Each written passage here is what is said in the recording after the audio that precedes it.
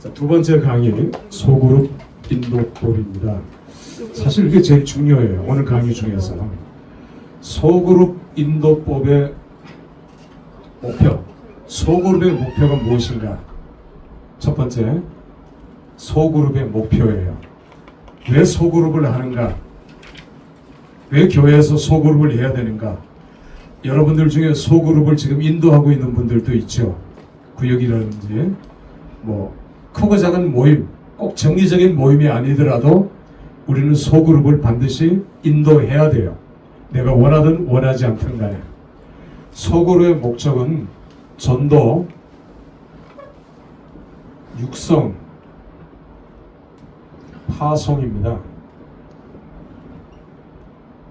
이 세 가지가 소그룹의 목표예요. 소그룹을 통해서 전도합니다. 개인 전도도 물론 하고 단체 전도도 물론 필요하겠지만 소그룹을 통해서 전도가 되어지고 주일날 소개시켜지고 소그룹이 부흥하고, 그래서 우리가 전도에 대한 것은 사역리를 배웠지요. 또 앞으로도 조금 할 것입니다만은 전도의 어떤 무기가 우리에게 필요하고 그 무기를 잘 사용해야 된다. 소그룹의 존재 목적, 첫 번째는 전도입니다. 늘 소그룹은 전도에 대한 기도, 전도에 대한 목적, 누구를 전도할 것인가 놓고 기도하고, 그리고 가까운 사람부터죠.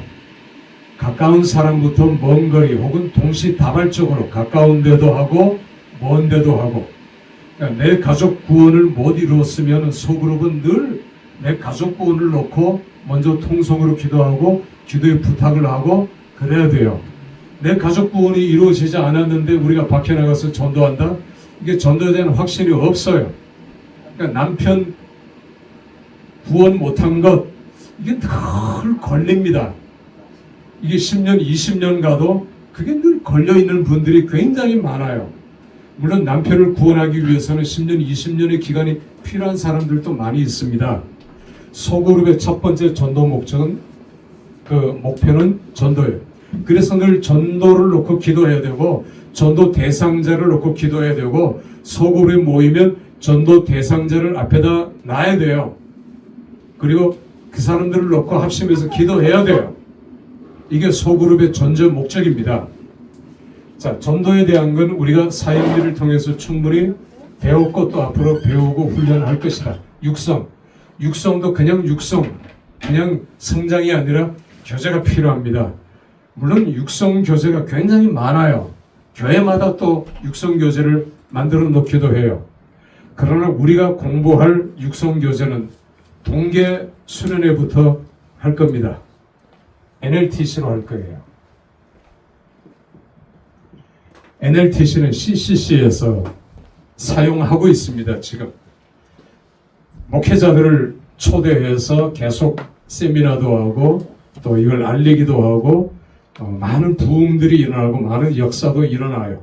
저도 물론 과거에 했었고, NLTC는 물론 단순하죠. New Life Training Center, 새생명훈련원에서 서점에 책은 없어요. 우리가 CCC를 통해서 구입을 해야 됩니다. 이 NLTC 교재를 통해서 육성을 합니다. 물론 이외에도 10스텝이 있고 CCC에는 10스텝도 있고 하지만 이 NLTC 교재를 제가 제목만 소개한다면 처음에는 구원의 확신이죠. 내가 구원의 확신이 없는데 뭔 전도하고 육성합니까? 구원의 확신 점검, 구원의 확신 체크, 구원의 확신을 얻는 법, 이런 것들. 두 번째는 성령 충만입니다.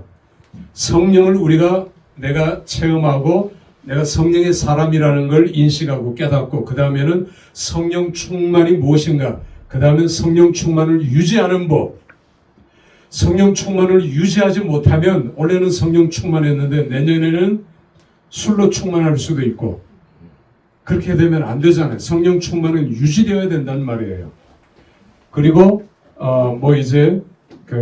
다른 사람에게, 형에게 보내는 편지, 이런 것들을 통해서도 복음을 구체적으로 전하는 그런 방법. 그러니까 NLTC 훈련을 우리가 동계 수련회 때 집중적으로 할 것입니다. 자, 이런 교재들이 우리에게 필요해요. 그냥 막 육성하고 이거 아닙니다. 그런 거 없어요. 그러니까 대부분 교회는 전도도 안 하고 육성도 안 해요. 그냥 전도하자. 전도자 내보내고 전도가 됩니까? 열매가 없잖아요. 구체적으로 아까 방법론을 따지듯이 거기에 목표를 잡고 계속 기도로 초점을 모아가고 온 교회가 그렇게 되어야 이게 굴러가는 거지. 그냥 구호만 외치고 그냥 목사님이 설교만 하고 그렇게 하면 안 된다는 겁니다. 오늘날 교회가 부흥이 안 된다 하죠. 그런데 부흥이 되는 교회도 얼마든지 많아요. 될 수 있고 돼야 됩니다. 교회는 왜? 주님이 세우신 교회고 주님이 하시는 교회예요.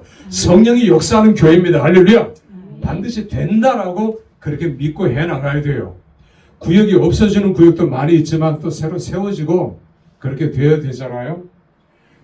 리더 훈련도 물론 해야 되지만 자, 전도 육성, 그 다음에 세 번째가 파송입니다. 마태복음 28장 19절 20절 너희는 가라. 5대 명령이죠. 가라. 제자를 삼아라. 그리고 아버지와 아들과 성령의 이름으로 세례를 주라. 구원의 확신을 얻게 하라는 거죠. 그리고 가르치라. 티칭. 그 다음에 훈련시켜라. 트레이닝. 가르치기만 하면 안 되죠. 교회는 트레이닝을 해야 돼요. 소그룹을 통해서 트레이닝을 해야 돼요. 무슨 트레이닝? 전도에 대한 트레이닝, 육성에 대한 트레이닝, 파송에 대한 트레이닝. 교회가 처음부터 세계 선교한다? 안 됩니다. 절대. 전도부터 시작해야 세계 선교는 자연스럽게 이루어져야 되는 거지. 목사님이 오늘 뭐 필리핀 가자, 내일은 뭐 인도 가자. 그러면 붕 떠 있는 거예요. 선교는 갈 수 있지만 그렇게 해서는 안 돼요. 세계는 단계입니다. 전도의 단계, 육성의 단계, 파송의 단계. 이걸 거쳐야 돼요. 이게 소그룹의 전제 목적입니다. 소그룹이 없는 교회, 소그룹은 없고 그냥 뭐 교인이 50명, 100명 될 때까지 무리로 이렇게 하잖아요. 결국은 다 빠져나가요. 그리고 교회가요. 이렇게 20명이 출석하기 위해서는 곱하기 2, 40명이 등록이 돼야 됩니다. 그래야 주일날 20명 출석이 되고 50명이 모이기 위해서는 100명이 등록이 돼야 되는데 이게 쉬워요? 어렵잖아요. 100명이 등록해야 50명이 출석한단 말입니다. 절반이. 100명 출석은 200명이 등록을 해야 돼요. 그냥 사람들 그냥 마구잡이로 내 친척, 일간 뭐 친척, 매주일마다 총동원 할 수 없잖아요. 그러니까 소그룹에서 안 되면 안 되는 겁니다. 소그룹이 강해야, 소그룹이 성장해야, 소그룹이 성공해야, 소그룹이 바로 서야 대그룹이 교회 예배가 활성화되고 이게 막 생기가 넘치고 막 역동적인 게 되는 거죠. 그러니까 주일날 예배도 소그룹끼리 앉으면 더 좋겠어요. 저는 소그룹끼리 앉아서 서로 격려하는 겁니다. 출석도 체크하고요. 그러면 서로 격려가 되잖아요. 예배에 더 생기가 있게 돼요. 그러면 예배가 더 힘과 탄력을 얻게 되는 겁니다. 그냥 매일 뭐 목사는요 매 주일마다 걱정이 끝이 없어요. 그리고 도로를 따라서 11시 지금 예배 시간에 다 되면 우리 교회 교인들이 몇 명 오나 이거 봅니다. 교회가 크나 적으나 똑같아요. 그 스트레스 때문에 병 걸려요. 목사는. 그 이해 못하죠. 교인들은 그 무게감, 압박감. 교인들이 줄면 목사의 힘도 줄어들죠. 교인들이 늘면 목사의 어깨도 올라가죠. 그런데 전체적인 것으로 놓으면 절대 안 돼요. 소그룹이 너무너무 중요한 겁니다. 자, 두 번째, 오늘은 시간이 없기 때문에 아웃라인만 하고 우리의 동계 수련회 때 시간이 많으니까 그때 조금 더 자세하게 구체적으로 하도록 하겠습니다. 소그룹에서 제일 중요한 게 뭘까요? 리더입니다. 리더. 물론 목사는 리더 훈련을 시키고 리더들을 파송해야 되겠죠. 소그룹이 무너지거나 소그룹이 약화되거나 소그룹이 체인지되거나 리더가 뻥크를 내거나 리더가 도망가거나 충분히 일어날 수 있는데 리더가 죽거나 그러면 새로운 리더들을 계속 훈련시켜서 여기에 파송을 해야 되는 거예요. 자, 리더가 중요합니다. 리더는 겸손해야 되죠. 리더가 교만해서는 안 돼요. 11시까지 오라 해놓고 지는 11시 반에 오면 안 된단 말입니다. 리더는 철저하게 엎드려야 되고요. 리더는 철저하게 기도해야 되고요. 철저하게 겸손해. 아멘 할 때까지 합니다. 아멘. 리더는 철저하게 엎드려야 돼요. 아멘. 리더는 그렇게 해야 되는 겁니다. 본을 보여야 되고요. 자기가 안 하면서 그러니까 리더는 늘 힘들죠. 피곤하죠. 늘 기도해야죠. 붙들고 그렇게 기도해야 되는 사람이 리더예요. 그냥 말로 해서는 안 되잖아요. 주간에도 계속 체크를 해야 되고 또 기도를 해야 되고 권면을 해야 되고 중요한 건 제자 삼는데 내 제자 삼으면 안 돼요. 너 결혼은 이 사람하고 해. 이 사람은 안 돼. 자기 말만 듣게 하면 안 됩니다. 예수님의 제자로 만들어야지. 나는 중매쟁이에요. 중보자지. 내가 원하는 건 이거지만 기도하자. 이렇게 해야지. 넌 내 말 안 들으면 안 돼. 다른 사람 말 안 들어요. 목사님 말도 안 들어요. 리더 말만 듣는. 제가 이런 걸 선교단체에서부터 너무 많이 봤어요. 선교단체도 이것 때문에 실패하는 선교단체들이 많습니다. 자기 사람, 자기 세력 키워가지고 나가가지고 또 살림을 차리는 거예요. 교회도 마찬가지죠. 자기 말만 듣게 하는 겁니다. 계속 가스라이팅 하죠. 그건 잘못된 거거든요. 심판받을 짓입니다. 큰일 나는 거죠. 리더가 너무너무 중요합니다. 믿음에 바로 서 있고 완벽한 사람은 없죠. 그러나 하나님 보시기에 온전한 리더가 참 중요하다. 물론 여기에 리더로서의 자질 또 리더가 공부해야 될 것들 아까 10스텝 두란노에서 온누리교회에서 하는 1:1 양육 프로그램 이런 것들은 리더 훈련입니다. 리더 훈련 교재도 많이 나와 있고 여러분들 개인적으로 공부할 수도 있지만 제가 여러분들에게 추천하고 싶은 것은 10스텝 CCC에서 하는 10스텝이나 온누리교회에서 하는 1:1 양육 1:1 양육은 책만 사서 보면 돼요. 10스텝은 책만 사서 봐서는 절대 안 됩니다. NLTC도 책만 사서 보면 절대 안 돼요. 훈련을 받아야 돼요. 그러나 1:1 양육, 온누리교회에서 하는 1:1 양육은 책만 보면 돼요. 뭐 그걸로 해도 문제는 없겠습니다. 쭉 항목들이 꼭 필요한 항목들이 나와 있으니까 리더에게 꼭 필요한 항목들, 기본 항목들입니다. 자, 세 번째로 넘어가죠. 시간이 없으니까. 순서. 그럼 소그룹 인도법 순서 어떻게 우리가 소그룹을 인도하는가? 여러분이 다 알고 있어요. 알고 있지만 다시 한번 방법론들을 만들어 보자는 겁니다. 자, 처음에 오면은 늘 새신자가 좀 자주 와야지 새신자는 안 오고 있는 성도는 시험 들어서 도망가고 죽고 이사가고 그러면 소그룹은 자꾸 약해지고 없어지죠. 새신자들이 새로운 소그룹 인원들이 오면은 리더도 힘이 나고 그룹도 힘이 나요. 찬송도 힘이 나요. 그래서 전도가 제일 중요하다는 겁니다. 자, 그래서 환영 인사를 시켜야 되겠죠. 그리고 분위기가 부드러워야 되겠죠. 분위기가 딱딱하면은 마음문이 다 닫혀 있잖아요. 그래서 찬송을 부를 때, 자, 두 번째 찬송으로 넘어갑니다. 다 아는 찬송, 복음성부터 시작하세요. 다 아는 복음성. 어려운 찬송가는 곡이 대체로 높아요. 다 사장조, 이제 마장조, 장조가 다 높아요. 그 남자들은 다 못 따라합니다. 나이가 들면 다 더 못 따라하고 여자들도 마찬가지죠. 그렇다고 이걸 한 옥타브 낮춰서 맥에 있는 그런 다 맥이 빠져요. 다 졸아요. 그러니까 복음성으로 시작해서 찬송가로 하시든지 다 아는 복음성. 그리고 조금 어려운 복음성은 그 일주일에 한 곡씩 배우는 것도 필요하죠. 일주일에 배우고 그 다음 주에 새로 다른 곡을 시작하는 것이 아니라 지난주에 했던 곡 좀 하고 그 다음에 또 새로운 곡을 조금 하고 이런 식으로 그러면 그것 때문에라도 구역 모임에 오는 성도도 이제 있어요. 교회도 마찬가지입니다. 목사님 설교 때문에 오는 사람도 있지만 구역장이나 리더가 보담아주고 껴안아주고 그것 때문에 오는 성도도 있어요.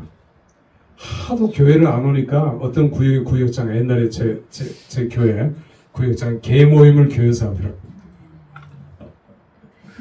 그러면 안 되잖아요. 그런데 그렇게라도 전도하고 싶은 거예요. 그 사람은 그 열정은 알아줘야 되는데 아이고 개원들이 왔나? 속으로 우리 구역원들이 와야지요. 그렇게 하면 안 되겠죠. 그리고 그 다음 순서는 이제 기도, 대표 기도는 될 수 있는 대로 안 해도 돼요. 꼭 대표 기도 이렇게 시키지 말고 통성기도 하시면 됩니다. 그러면 기도가 터져요. 어느 날. 그러면 대표 기도는 자연스럽게 하라 하고 통성기도 하다가 이제 끝나면 기도가 끝나면 그 중에 정말 기도가 터진 사람이 있으면 누가 이제 마침 기도 하겠습니다. 이렇게 해도 되잖아요. 그리고 순장이 해도 되고 매일 순장이 하는 것보다 돌아가면서 해도 되고 또 하나는 내 옆에 앉은 사람의 기도 제목을 놓고 기도합시다. 기도할 수 있는 거예요. 기도 제목을 가르쳐 주지 않아도 조금은 알아요. 얼굴 분위기 보고도 알아요. 한마디 말 통해서도 알아요. 인간이라는 동물은 알게 돼 있어요. 그리고 전체 기도 제목이 또 있잖아요. 그리고 기도 제목을 내놓는 사람도 있지만 안 내놓는 사람도 있어요. 그러니까 우리 다 함께 같은 기도의 제목을 놓고 우리 이런 기도 제목을 불러주고 같이 기도하는 겁니다. 그러면 기도할 마음이 생겨요.